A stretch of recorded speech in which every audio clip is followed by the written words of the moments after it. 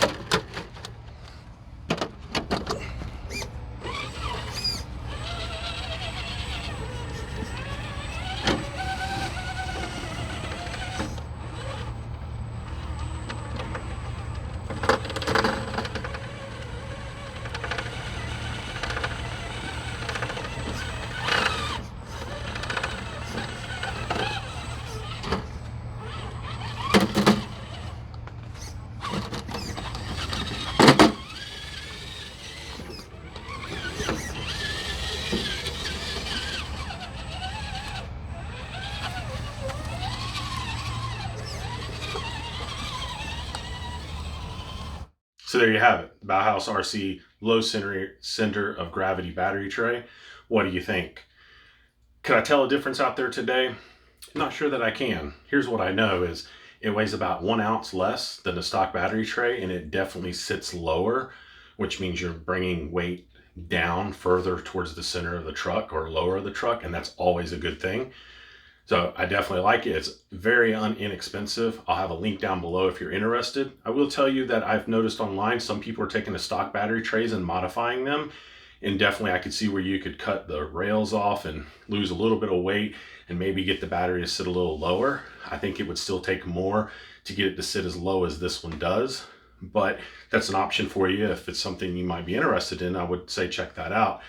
I'm very pleased with how this truck is running. It's actually surprised me and exceeded my expectations. I have a couple more mods coming for it. They'll be here soon. And once I have those, I'm probably done modifying it. I'm ready to start using it in competition and even for trail rides or trail runs. So guys, I hope you like what you see today. Please like, share, and subscribe. Also down below, there's an affiliate link for Red Cat. I'm an affiliate. If you go to Red Cat and you purchase anything, if you use my link to go check out, I get a little commission. It's not very much. It doesn't cost you anything, but it will go back into the channel to help make the channel better, maybe get other things for the channel. So until the next time, guys.